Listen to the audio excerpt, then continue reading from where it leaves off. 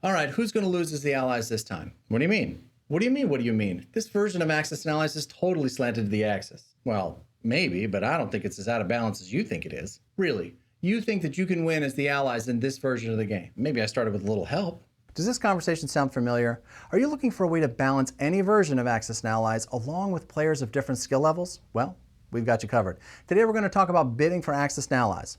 Let's make it hot.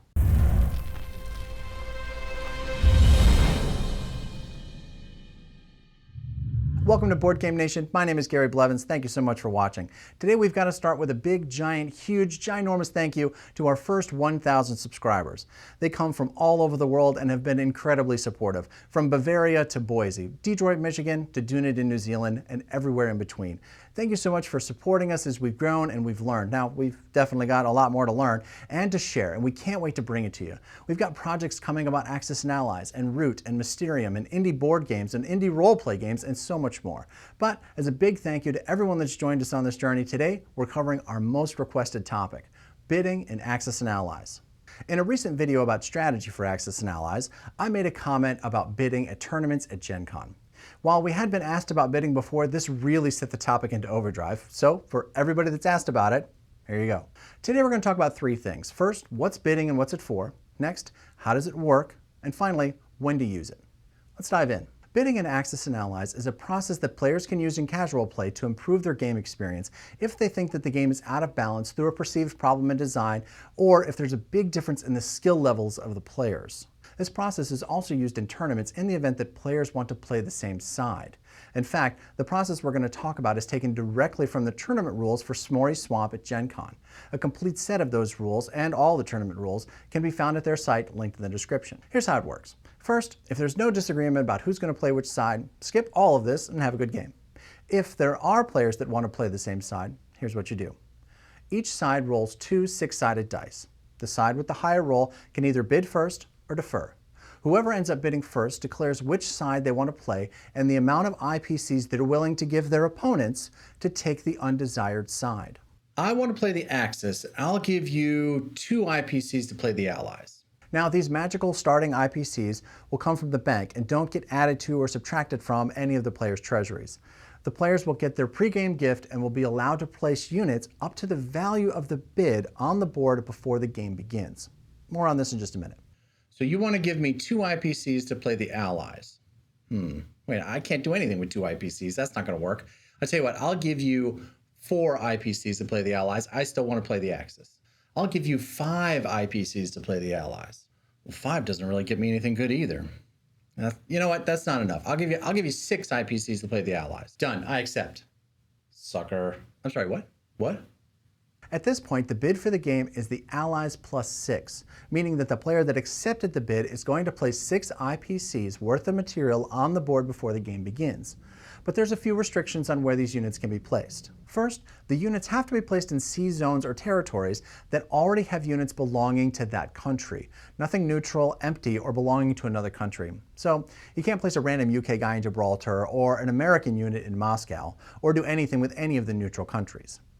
Next, you can't use IPCs to purchase industrial complexes or technology roles. It has to go to units. I'll use my bid of 6 IPCs to place 2 UK infantry in Egypt. Oh, yuck. And finally, any unused IPCs are lost. No IPCs from a bid can be saved or brought forward into the game in any way. Something to keep in mind for those bids of 1 or 2. That's how the process works. So when would you use it? In casual play, if both players want to play the same side, rather than doing a random draw, which is often going to leave somebody feeling disappointed, start the bidding process. This process can also be helpful in casual play when you want to help a newer player have a better game. Now, some people enjoy crushing the hopes and dreams of budding Axis and Allies players. Not me. Don't get me wrong, I like to win, but I want players to want to play again. Who likes being the guy getting crushed? Why would they sign up for that again? If I want them to play again, that means I need to set up the game so that they can actually enjoy playing. For most people, that means having the feeling that they at least had some meaningful chance of winning. Otherwise, why would they sign up to play again? In a casual game with a newer player, you probably won't go through the whole bidding process, but you might spot them 6, 10, or even 15 IPCs and then have them follow the placement rules that we talked about before. 1,000 subscribers. Amazing. Are you one of them? It's not too late. All the cool kids are doing it. As for bidding in tournaments, That's just how it works. Not always, but typically tournament players are going to have a thought on which way a particular version leans, and they're going to show up ready to bid accordingly. So when you attend a tournament, understanding how to use this process and use it well is going to go a long way to improving your odds of success once the battle starts. In casual play, other than bidding, there's lots of ways to balance or augment a game before it starts. Depending on the version, some folks have developed setups that feel more balanced or engaging to them. Some are as simple as adding a bomber to Moscow, others are completely different scenarios, and those are all really interesting and definitely worth checking out.